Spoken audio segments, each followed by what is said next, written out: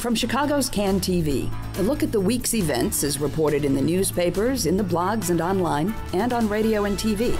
This is Chicago Newsroom. Well, hi there. Welcome to the show. I'd like to start off today with a quote. It's from Steve Bogira, who is the a senior writer over at the Chicago Reader and a panelist on today's show. Here's what he wrote back in November. The Chicago public school system is often disparaged, but there's little evidence that the district is worse than others at educating school children. What CPS struggles with is educating poor kids, as does everyone else. CPS just has so many more of them. There's a racial component to all of this because certainly in Chicago, most of those poor kids are minorities and they're packed into racially segregated and racially isolated schools. And Steve is a writer who's been thinking a lot about this issue, and he has some thoughts about how to begin solving this crushing problem. Spoiler alert, a lot of people aren't going to like some of his ideas. And also on our panel today, Paul Goren. Paul was the head of the University of Chicago's Consortium on Chicago School Research, and he did some significant research along with his team on the academic achievement of Chicago's public and charter schools. And today, Paul is a senior vice president at Castle, a national schools consultancy, and both gentlemen are joining us on the show today. And I do want to start out by saying that I've wanted to get the two of you at the same table for a really long time because we talk a lot about the schools here, and sometimes you have to just jump in the helicopter and go up 10,000 feet and take a look at the bigger picture. And there are numbers out today because we're seeing, well, I guess the Sun-Times ran a little analysis yesterday. I guess you guys saw that. There's a gap in the fourth grade math test scores between black and white students in Chicago that has now widened to 40 points. And it's the largest gap since they started that study in 2003, and it is a lot more than the 31 point, which is the national average, which is pretty shameful in itself. So hooray for our side. Once again, Chicago is leading the way in dubious statistics. But it's not enough to just sit and complain about this or wring our hands about it. We have to try to figure out what the enormity of the problem is. And Steve, I know you have a bunch of numbers that are a good way to start when we just look at you know, how many low-income students there are in Chicago schools and how segregated they are.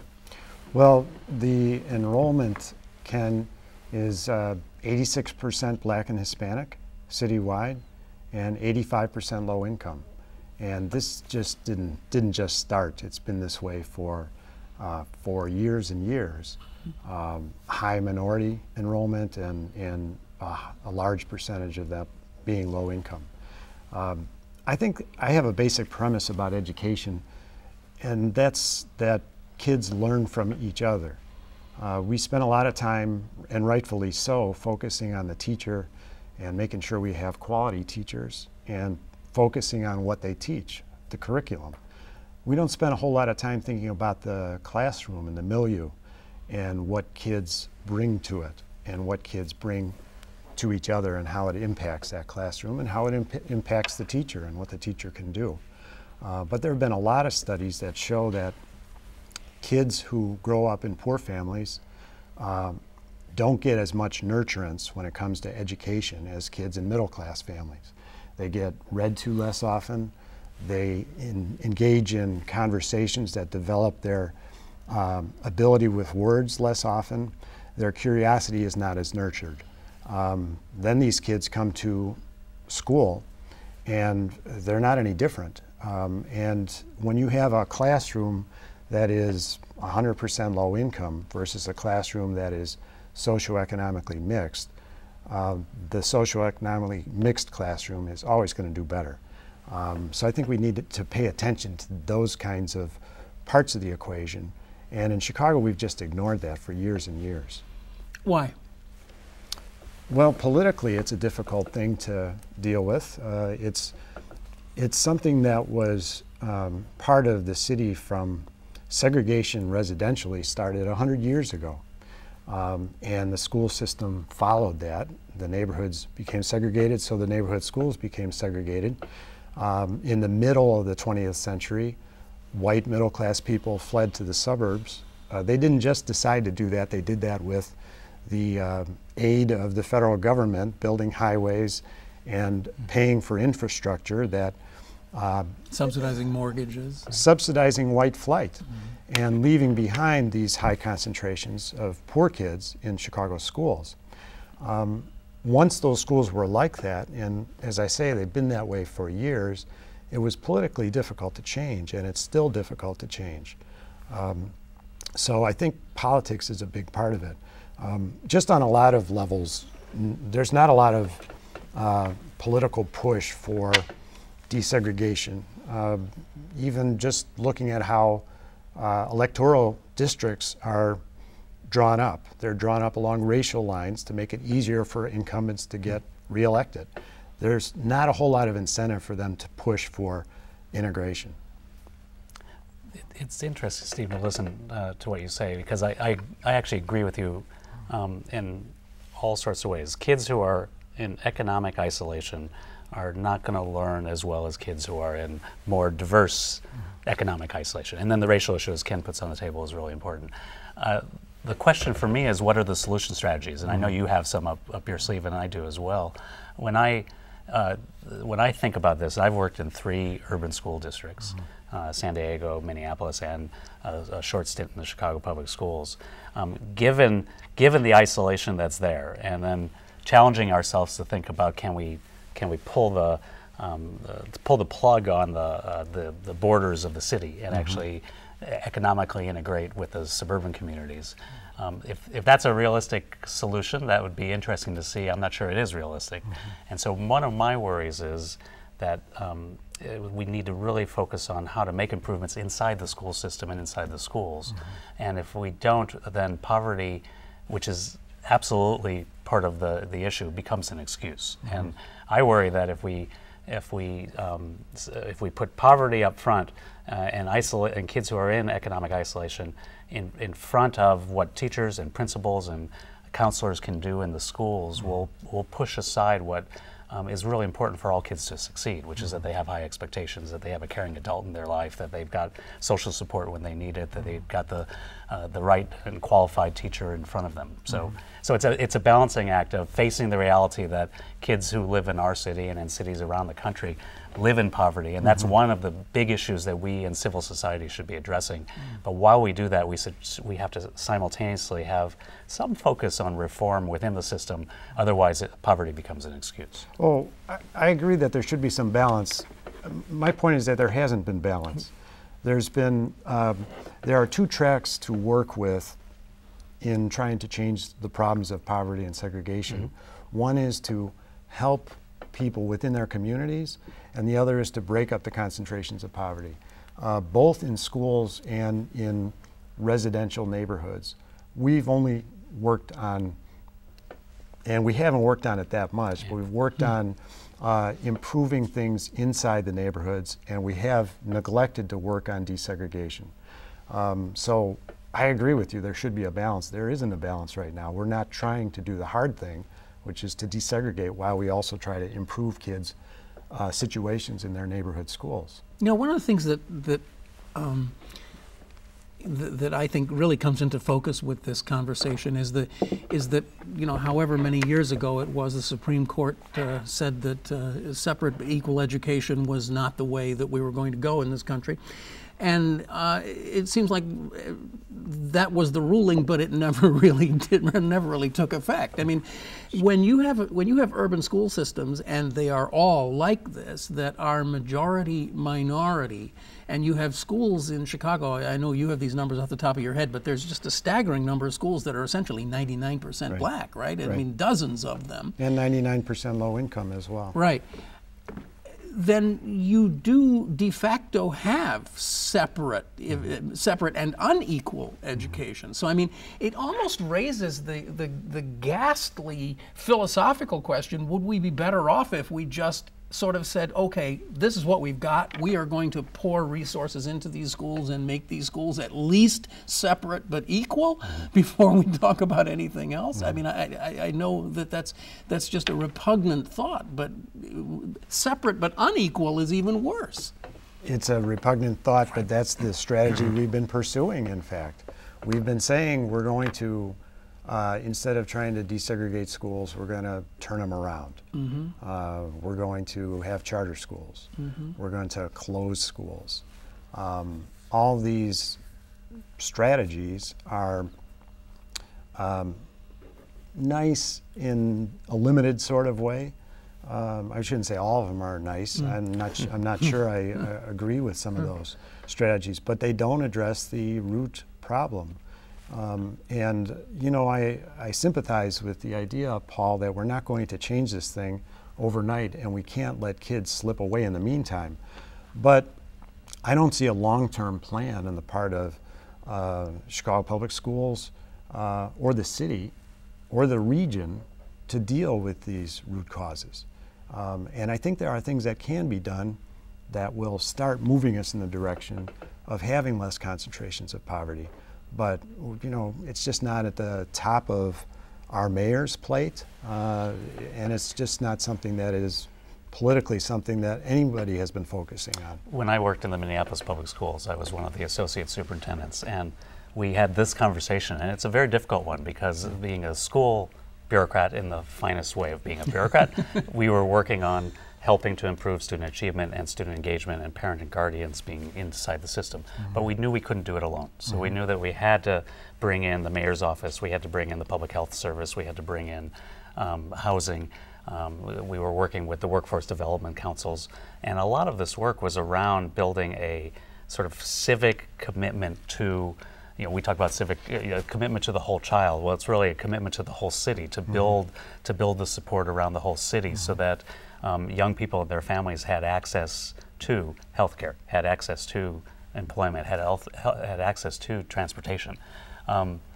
Did it really get to the root cause? Did it really radically transform the city of Minneapolis or any of the other cities that do this sort of collaborative work? Probably not. But was it the right effort to actually bring the support services in while, and again, I have to continue to stress, while those who are working and have the moral obligation to teach inside the public schools had to fulfill that expectation. But wasn't that effort in Minneapolis also, wasn't there a regional component that Myron Orfield and others were leading? Yeah, and there was a regional perspective that actually had, from the school's perspective, cross-district transferring. Now there's, again, we can think of at a sort of Pollyannish level that all of this makes sense to build good public policy around that. And then the reality was, will the suburban districts actually accept the kids who are coming from the city? And will the kids from the city actually have the transportation and get to the suburban districts? And then vice versa, would the suburban district kids come into the city for things? Because without that, you've got limited space in the facilities. But there was a regional component, and that's what's lacking here. Yeah. There's never been anything. It's just not been an issue, and it should be an issue. You know, none of this is going to happen easily, but since government played such a role in segregation throughout Chicago's history, by backing restrictive covenants, by building public housing projects in the ghetto, by supporting redlining, and then by subsidizing the white flight we talked about earlier, government should play a leadership role here too in desegregating. And so I think that's where inter-district transfer is something that should be tried, even though it is difficult to convince suburbs to go along with it. When you talk about inter-district transfer, you're actually talking about working collaboratively with the suburban school districts and saying, okay, you and we will mix some of our students up. But part of the problem with that is I think we've all seen these elaborate maps of Chicago. You can map it any way you want, the Chicago area.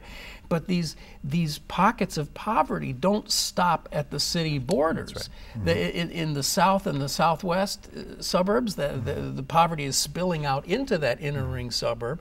And then when you get up to the north and northwest sides, particularly the north side, you just have such, what would you call it, abject affluence that that it's just impossible to believe that there's going to be any interest there. There's no incentive you could give the Winnetka School District to participate in this, and they're so far physically away from where the poverty is. So, I mean, just from a geographic and I don't know, just physical standpoint, it seems logistically difficult to do. It is logistically difficult, Ken, you're right. I think a fundamental premise of people like me who believe in metropolitan solutions is that metropolitan areas do only as well as the central city does. The suburbs benefit from a vibrant central city. Very good point. And so I think the city should be saying, well, let's share the challenge of dealing with some of the social problems that have been concentrated in the city. Let's all play a role in that. I know this. I'm sorry, Paul. This kind of diverges a little bit from this conversation, but it just sparks something that's a favorite topic of mine. 20 years ago, 30 years ago, when books like Edge City were popular, and there was this discussion about how essentially the city was dead, that the city was going to be replaced by these vibrant, massive outer ring cities that were going to be replacing all the economic function, and one of the great ones in the country was Schaumburg, where they're going to have a mile-high building. This was where Chicago was going to be centered by about 2015. All the economic activity was going to be in Schaumburg. Something didn't work out, and in fact, the physics of it just kind of imploded, and you see this all growing back in the city again. That's good in some ways, but it's not good for the impoverished people who are living in that part of the city, who are now being forced out into a different sphere outside the city, where that economic pendulum may not swing back out there for 30 years or 40 years. And this is where I agree that a metropolitan solution makes sense, and working on that and then being committed and being intentional about a metropolitan solution makes sense.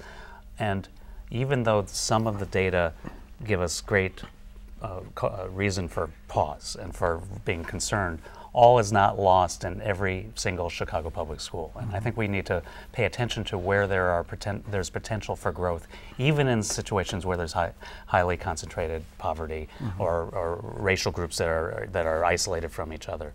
The University of Chicago Consortium's research on the 5 essential supports for school improvement put forward the obvious, that with high expectations and an academic push for all kids, really good principals, teachers who are actually focused on the instructional core, and an environment conducive for learning, that you can actually make significant differences in the lives of kids in those schools. The work that I do at CASEL, the Collaborative for Academic, Social, and Emotional Learning, shows that if you combine the healthy development with academic growth, you can actually make an 11% point bump in test scores, if that's a metric that we want to use.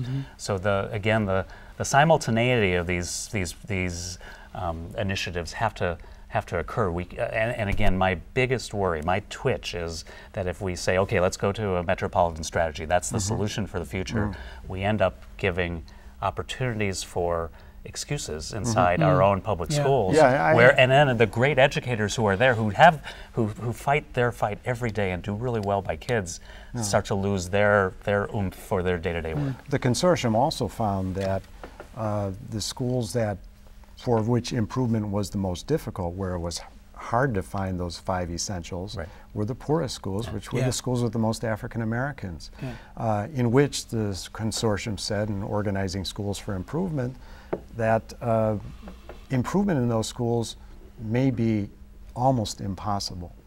And I think that's something we also have to keep in mind. Yes, redistrict or interdistrict transfer cannot be looked on as the only solution. I don't suggest it would be. Well, can I interrupt for just a second, because I'm always watching the clock here, but interdistrict, okay, that's a bucket, and it has its issues, and it has its thing.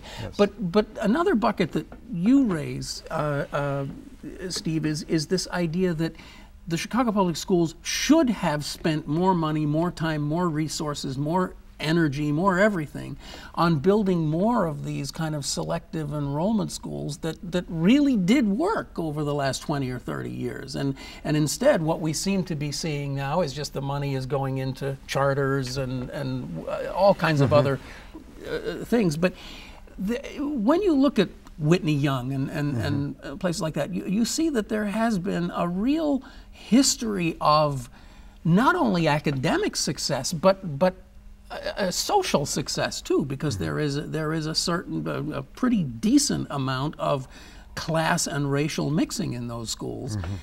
And for some reason, we abandoned that. We didn't feel that was a model that was worth replicating. Well, we haven't abandoned it. Well, I don't mean abandoned, Yeah. but we didn't build on it. And we are building on it at the edges. You know, Peyton next year will have, or I don't know if it's next year, but will be expanded.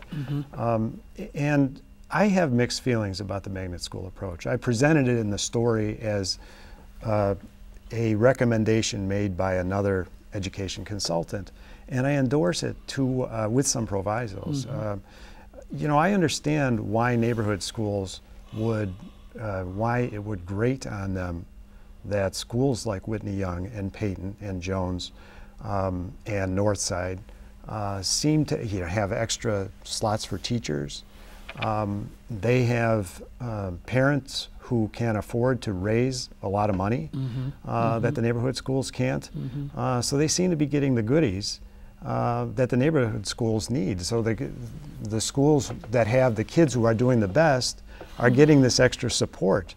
So I worry about that. The reason I think that the strategy is also important is because it keeps middle-class families in the city, and it makes some middle-class families decide to send their kids to the public schools, which I think gives the schools more clout.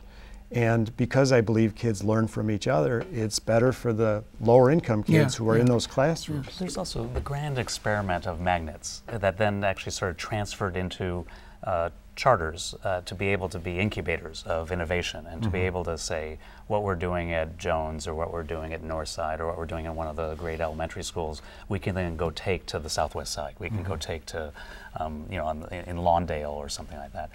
I think we're not intentional in harvesting what we know and what we learn from some of these great programs. And then the challenge is, could you take what we know and what we know that works in the very good magnet schools and, if I may, the very good charter schools, and then transfer it into the regular neighborhood school on the southeast side of Chicago.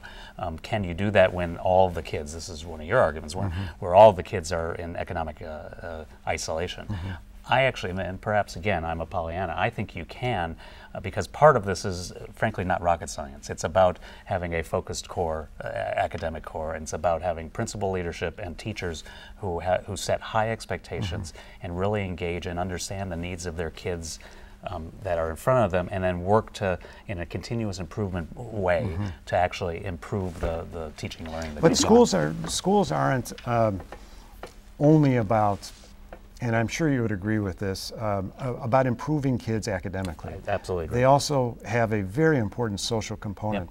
Even under the best of circumstances, and I don't think that, the problem is not that you can't have an isolated situation where a poor minority school does well. The problem is replicating it across the system. But even when you do that, you're not helping socialize kids to a diverse world. And a lot of studies have indicated that kids who grow up in segregated schools end up living segregated lives. So I think that's something that the poor minority school can't offer its kids.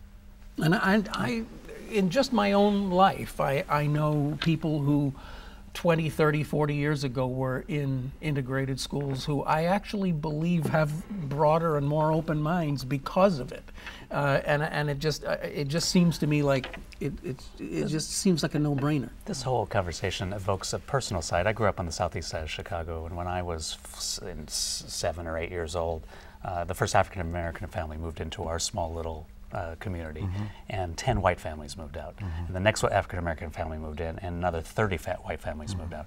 And actually, my father still lives in the neighborhood, and is the only white person in a predominantly middle-class African American neighborhood. As a kid, I sat there and said, why are people moving? And the kid response was, oh, the schools are getting bad.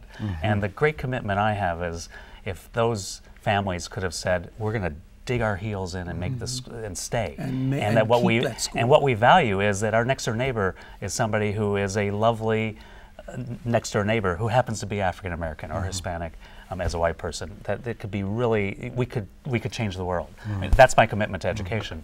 To go back to 1968 and to get those families to come back to the southeast side of Chicago is next to impossible. So then what do we do? Unring that bell, right. huh? Yeah. And many of those families, and now the children of those families, their experience has been to move to the suburbs and to embrace suburban schools and to enjoy the fact that, yeah, there's that big behemoth called Chicago Public Schools, but I don't have to deal with it. Yeah.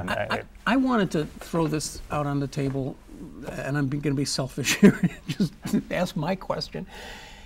I have a sense that the administration of Chicago, maybe not even this one, maybe the one before it, that they just they took on the triage mentality, just sort of like you've had a major catastrophe and you're the first responder going in and you've got to decide this group of people we can't help, this group of people we're going to set them aside, they're okay, this group is going to get our intensive help, that they're doing that to education. That they've just said there's a proportion, I don't know what it is, it's a quarter of the student population of Chicago that just simply can't be reached, can't be saved. We're going to let them rot in these crummy schools, and we're going to focus what little bit we have on these middle schools, bring in charters, and try to save the kids we can. Do you think that's happening? I think that you're absolutely right. I think that that's part of an unspoken strategy. And, you know, the closing of the schools this year, the closing of 50 schools, was part of that. And, you know, it's easy to look at the actual closing decision and say it makes economic sense. I think it does. But what preceded it? What brought about a situation where we had schools that were so underused? Yeah. It was years of neglect. It's as if you were a landlord and you had a bunch of buildings, and one of the buildings you didn't put any time or money into, you didn't maintain it, so it deteriorated. Finally, you said, okay, you know, I'm better off financially if I just tear the building down than to try to rehab it. That decision might make sense at that point, but what preceded it? I don't know how to answer your question because I don't have evidence to be able to say, yes, indeed, you're right, and here's where leadership did this, and here's what leadership did here. The counter narrative to your question, I know enough educators who work in the Chicago Public Schools who are tremendously dedicated, and they don't like the environment they're in. They don't like the test-based accountability. They don't like the fact that they need to be pushed only on academics and not on the social emotional aspects. They want to build a bigger and stronger community feel inside their schools, and these many educators are feeling very frustrated. And you saw that in the teacher strike. You saw that in, you see that when people put their voice out there. And I just don't want to lose the fact that there's in every moment of a school day, there's some really exciting things that go on inside the Chicago schools that gets lost in the wash of the political arguments. You know, unfortunately, I'm sorry to say, we've gobbled up our allotted time. So, you know, maybe we could have you guys come back again sometime, because I think we could carry on. We could do like a series of about 8 of these. There's so much to cover. But Steve Bogira from the Reader, thank you so much for not only being on the show, but for all the work you do at the Reader. Thanks, Ken. Great to be here. And Paul, good to see you again. Paul you. Goren, consultant and just a kind of a general all-around expert on education. And as we part today, we say goodnight to Uncle Larry, good old Larry Lujak, who entertained so many of us people of a certain age when we were growing up listening to the Big 89. So long, Uncle Larry. You have been watching Chicago Newsroom. It's a community service of CAN TV right here on CAN TV. You can find us here on cable, but if you go online to this very address, you will be able to subscribe to us on iTunes and listen to us just any old time you like, and I hope you will. We're going to be off for a couple of weeks. We'll see you right after the New Year's, and we're going to try again to get it right in the next year, okay? Thanks for a great year, and thanks to all the folks here at CAN TV for everything they've done for us over the last year. See you soon. Bye.